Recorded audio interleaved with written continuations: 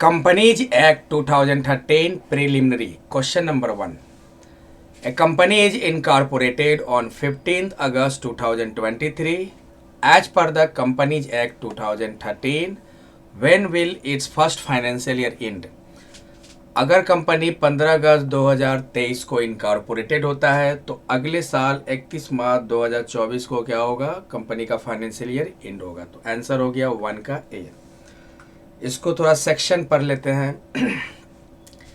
As per the companies act 2013 section 2 subsection 41, financial year of a company आपका start होगा 1 अप्रैल को और and होगा अगले साल 31 मार्च को।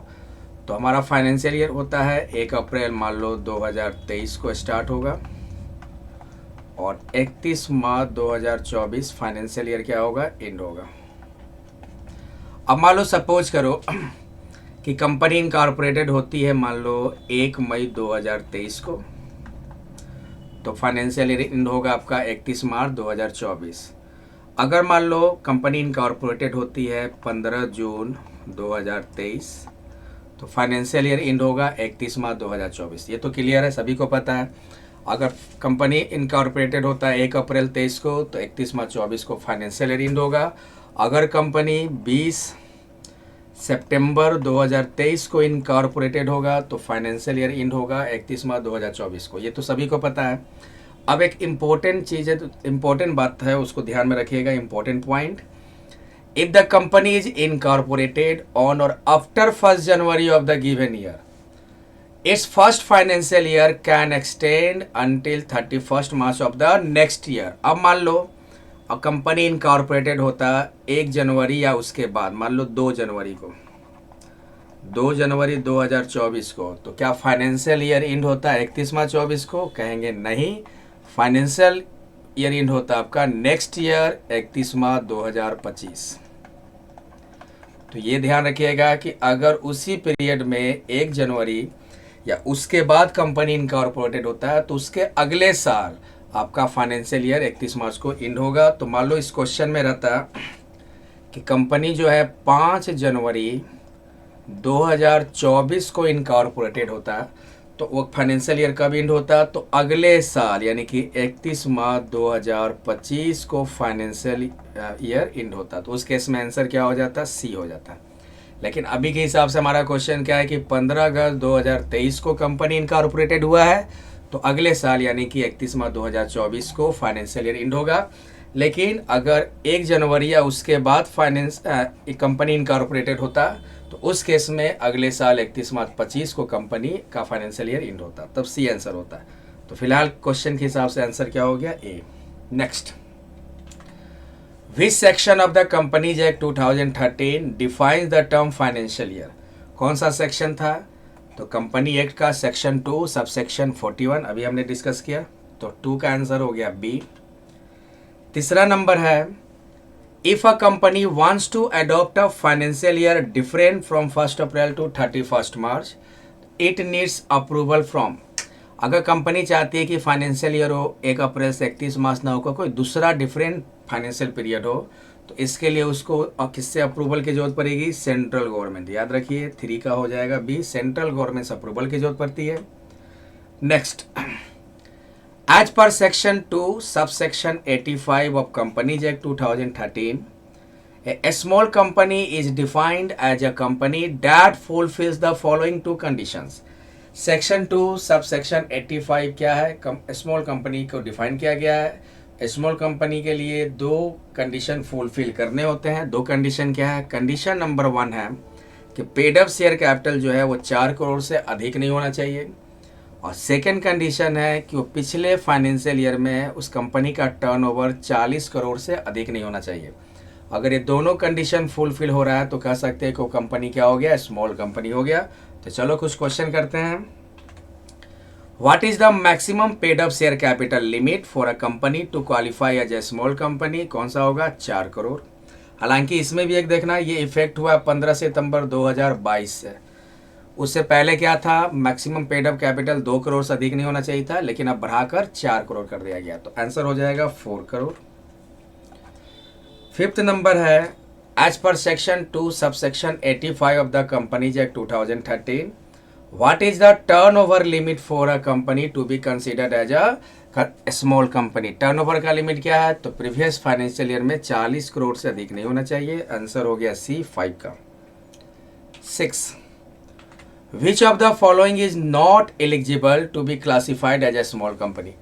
इनमें से कौन स्मॉल कंपनी का कंडीशन फुलफिल नहीं कर रहा है या कौन एलिजिबल नहीं है? तो देखो डी नंबर, ए प्राइवेट कंपनी जिसका टर्नओवर 20 करोड़ है, पेड अप कैपिटल 1.5 करोड़। तो बिल्कुल सही है, तो कंडीशन फुलफिल कर रहा है, ये स्मॉल कंपनी हो जाएगा। स्मॉल कंपनी का क्या है कि टर्नओवर 40 करोड़ से अधिक नहीं होना चाहिए और पेड अप कैपिटल 4 करोड़ से अधिक नहीं होना चाहिए। तो दोनों कंडीशन फुलफिल हो रहा है। सी है सब्सिडरी कंपनी है फॉरेन कंपनी जिसका टर्नओवर इतना, पेड अप कैपिटल, ये भी बिल्कुल, ये भी आपका हो जाएगा। Private company turnover 35 crore, paid up, ये भी आपका स्मॉल कंपनी में क्लासीफाइड कर सकते हैं, स्मॉल कंपनी के रूप में क्लासीफाइड कर सकते हैं। पब्लिक कंपनी कभी भी स्मॉल कंपनी नहीं हो सकता है, भले उसका टर्नओवर लिमिट में हो, भले उसका पेड अप कैपिटल लिमिट में हो। तो आंसर हो जाएगा ए, नॉट एलिजिबल पूछ रहा है। तो पब्लिक कंपनी कभी भी आपका स्मॉल कंपनी में नहीं आ सकता है, या पब्लिक कंपनी कभी भी स्मॉल कंपनी नहीं हो सकता। तो 6 का आंसर हो गया A. 7 number, small companies are exempted from the following requirement under the companies act 2013। Small company को कुछ एग्जेम्पशन मिलता है, क्या क्या? अपॉइंटमेंट ऑफ एन ऑडिटर, ये तो स्मॉल कंपनी को करना है, एक ऑडिटर अपॉइंट करना है स्मॉल कंपनी का, क्या है ये रिक्वायरमेंट हो गया उसका। एनुअल जनरल मीटिंग भी उसको रखने हैं, तो ये भी रिक्वायरमेंट हो गया। फाइनेंशियल स्टेटमेंट बनाने हैं, फाइलिंग करने, ये भी रिक्वायरमेंट हो गया। वो उसको कैश फ्लो स्टेटमेंट बनाना नहीं पड़ता, तो ये रिक्वायरमेंट नहीं है। तो एग्जेम्प्टेड पूछ रहा है, मतलब कि स्मॉल कंपनी को कैश फ्लो स्टेटमेंट बनाने की जरूरत नहीं होती है। तो 7 का आंसर हो जाएगा सी। नेक्स्ट है सेक्शन 8 कंपनीज एक्ट 2013 का सेक्शन 8। सेक्शन 8 क्या कहता है, इसको पढ़ो। एक स्मॉल कंपनी जो है अगर सेक्शन 8 के अंदर, या कोई भी कंपनी सेक्शन 8 के अंदर में रजिस्टर्ड हो, वो कंपनी स्मॉल कंपनी कैटेगरी में नहीं आ सकता है, स्मॉल कंपनी के रूप में क्लासिफाइड नहीं किया जा सकता है। तो सेक्शन 2 सब सेक्शन 85 में साफ साफ लिखा है कि ये सारी कंपनियां आपका स्मॉल कंपनी नहीं हो सकती है। जैसे होल्डिंग सब्सिडरी जो स्पेशल एक्ट के द्वारा कंपनी, वैसा कंपनी जो स्पेशल एक्ट के द्वारा गवर्नड हो, या ऐसा कंपनी जो सेक्शन 8 के अंदर में रजिस्टर्ड हुआ, ये सब कंपनियां स्मॉल कंपनी कैटेगरी में नहीं आ सकती है। एक एग्जांपल समझते हैं। मान लो एक कंपनी है प्राइवेट लिमिटेड कंपनी, उसका पेड अप कैपिटल 3 करोड़ है और प्रीवियस फाइनेंशियल ईयर में उसका टर्नओवर 30 करोड़। तो दोनों कंडीशन फुलफिल हो रहा है। पेड अप कैपिटल 4 करोड़ से अधिक नहीं होना चाहिए, वो मैच हो रहा है, और टर्नओवर 40 करोड़ से अधिक नहीं होना चाहिए, वो भी फुलफिल हो रहा है। तो कह सकते हैं कि एक्स कंपनी जो है, जो प्राइवेट कंपनी है, दोनों कंडीशन फुलफिल कर रहा है, इसलिए वो स्मॉल कंपनी हो गया। लेकिन अगर आपका रहे सेम, मान लो एक कंपनी है, फिर प्राइवेट लिमिटेड कंपनी है और सेक्शन 8 के अंदर रजिस्टर्ड है, उसका पेड अप कैपिटल देखो 2 करोड़ है, टर्नओवर 25 करोड़, दोनों कंडीशन फुलफिल हो रहा है। लेकिन चूंकि ये कंपनी सेक्शन 8 के अंदर में रजिस्टर्ड किया गया है, इसलिए एक स्मॉल कंपनी के कैटेगरी में नहीं आ सकता है, can not be classified as a small company. तो यही था सेक्शन 8। ध्यान दो इस क्वेश्चन को। Can a section 8 company be classified as a small company under the companies act? कहेंगे नो। सेक्शन 8 के अंदर में जो कंपनी रजिस्टर्ड होती है वो स्मॉल कंपनी कैटेगरी में नहीं आती है। No, section 8 companies are explicitly excluded. Answer हो गया 8 का B. Next, which of the following is a key feature of a section 8 company? तो सेक्शन 8 के अंदर में जो कंपनी रजिस्टर्ड होता है उसका ऑब्जेक्टिव होता है फॉर्मेशन का, कॉमर्स, आर्ट, साइंस, चैरिटी को प्रमोट करने के लिए। तो 9 का हो जाएगा बी। यानी कि की फीचर ऑफ सेक्शन 8 कंपनी का मतलब इस कंपनी का फॉर्मेशन किया जाता है कॉमर्स, आर्ट, साइंस, चैरिटी को प्रमोट करने के लिए। 9 का बी। 10 नंबर है, which of the following statements is correct when a private company list it's non convertible debenture on stock exchange? जब प्राइवेट कंपनी अपना नॉन कन्वर्टेबल डिवेंचर को stock exchange में लिस्टिंग करवा रही है, तब उसका कौन सा स्टेटमेंट इनमें से सही होगा? तो पहला वाला पढ़ लो, the company will be treated as a public company for compliance purpose. बिल्कुल करेक्ट स्टेटमेंट है। तब प्राइवेट कंपनी किस तरह ट्रीट करेगा? पब्लिक कंपनी की तरह। ताकि जो रूल्स रेगुलेशन है उसको फॉलो कर सके कंप्लायंस पर्पस के लिए। तो आंसर हो जाएगा 10 का ए। बी का क्यों नहीं होगा? The company must issue share to the public for listing, ऐसा कोई ज़रूरी नहीं। The company can bypass, wrong statement. The company will only need to comply with the without any, नहीं, ये भी रॉन्ग स्टेटमेंट। आंसर हो जाएगा 10 का ए। 11 नंबर है, which of the following is required when non convertible debentures are issued by a company and later listed on stock exchange. तो इस case में क्या है, क्या जरूरत पड़ेगा? तो कंपनी को सेबी गाइडलाइंस हर हाल में पूरे करने हैं, फॉलो करने हैं। तो 11 का B, the company must adhere to the SEBI regulation 2015 या जो भी हो। तो 11 का बी हो जाएगा। 12 number, what is the minimum requirement for issuing non convertible debenture by a company under the companies act 2013? अगर कंपनी जो है वो आपका नॉन कन्वर्टेबल डिवेंचर इशू करती है तो उसका मिनिमम रिक्वायरमेंट क्या है? तो पहला चीज़, सबसे मिनिमम रिक्वायरमेंट है कि जो डिवेंचर ट्रस्टी है ये होने चाहिए, यानी कि debenture trustee must be appointed. 12 का आंसर ए हो जाएगा। अब सिग्निफिकेंट इन्फ्लुएंस देखो क्या होता है। सिग्निफिकेंट देखो, एक होता है कि मान लो एक्स कंपनी है और ये वाई कंपनी। एक्स कंपनी का क्या, वाई एक्स कंपनी के पास वाई कंपनी का 51% या उससे अधिक वोटिंग पावर आ गया। तो यहाँ पे एक्स कंपनी हो गया होल्डिंग कंपनी और वाई कंपनी क्या हो गया, सब्सिडरी कंपनी हो गया। वही अगर मान लो एक्स कंपनी है, वाई कंपनी है, वाई कंपनी का वोटिंग पावर जो है 20% से लेकर 50% के बीच में आया है, किसके पास, एक्स कंपनी के पास। तब इसको कहते हैं सिग्निफिकेंट इन्फ्लुएंस। सिग्निफिकेंट इन्फ्लुएंस यानी कि सिंपल सा जो कि जब एक्स कंपनी वाई कंपनी का 51% से अधिक शेयर एक्वायर कर ले तो यहाँ होल्डिंग और सब्सिडरी कंपनी का कॉन्सेप्ट हो जाएगा। और जब एक्स कंपनी वाई कंपनी का शेयर 20% से 50% के बीच में एक्वायर करे तब कह सकते हो कि एक्स कंपनी के पास वाई कंपनी का क्या आ गया, सिग्निफिकेंट इन्फ्लुएंस आ गया। तो यही चीज़ है, सिग्निफिकेंट इन्फ्लुएंस 20% और 40% के बीच का वोटिंग पावर मिल जाता है।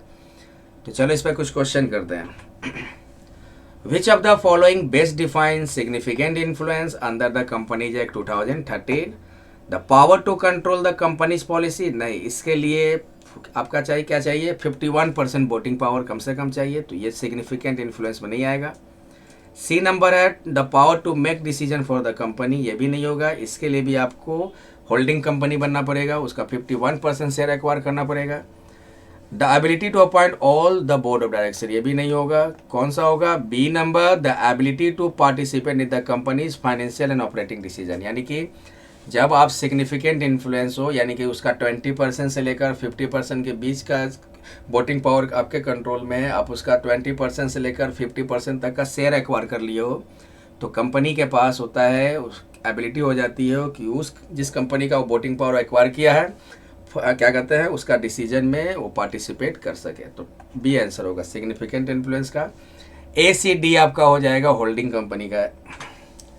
14 नंबर है, which of the following companies can be classified है एसोसिएट कंपनी, मतलब वही सिग्निफिकेंट इन्फ्लुएंस। फर्स्ट वाला क्यों नहीं, a company with the parent company hold more than 20%, ये तो होल्डिंग का हो जाएगा। A company with the parent company hold 20% of voting power, हाँ तो ये आपका एसोसिएट कंपनी का हो जाएगा। तो आंसर 14 का बी आपका आ जाएगा। 15 number, which of the following entities excluded from being classified associate company, इसमें से कौन सा एक्सक्लूडेड है? पहला आपका है a company where the holding company is more than 20% voting power, ये सी होगा ना, ये आपका होल्डिंग कंपनी का आ जाएगा। एक कंपनी जहाँ पे होल्डिंग कंपनी के पास वोटिंग पावर कितना हो, 20% से अधिक हो, तो ये एसोसिएट कंपनी के अंदर में आएगा। ज्वाइंट वेंचर भी एसोसिएट कंपनी में आता है। एक कंपनी विद बोर्ड रिप्रेजेंटेशन, ये भी आपका एसोसिएट कंपनी में आ जाएगा। एक company where the holding company जो सब्सिडी का 51% वोटिंग पावर कंट्रोल में है उसके, तो क्या ये क्या हो गया, तो अगर एक कंपनी जो एक्वायर की है जिसके पास 51% वोटिंग पावर है वो हो जाएगा होल्डिंग या पेरेंट कंपनी, और जिस कंपनी का वोटिंग पावर उसके पास है वो क्या कहलाएगी, सब्सिडरी कंपनी। तो ये एसोसिएट कंपनी नहीं होगा। तो पूछ रहा है एक्सक्लूडेड, तो आंसर क्या हो जाएगा, सी। तो ये था कंपनीज एक्ट 2013 प्रिलिमिनरी। इंपॉर्टेंट आपका कॉन्सेप्ट है, इंपॉर्टेंट टॉपिक है। तो इसको आप लोग अच्छे से देख लोगे। उम्मीद करता हूँ कि लेक्चर समझ में आया हो, नहीं समझ में आया तो फिर से रिपीट कर लेना। Thank you for watching.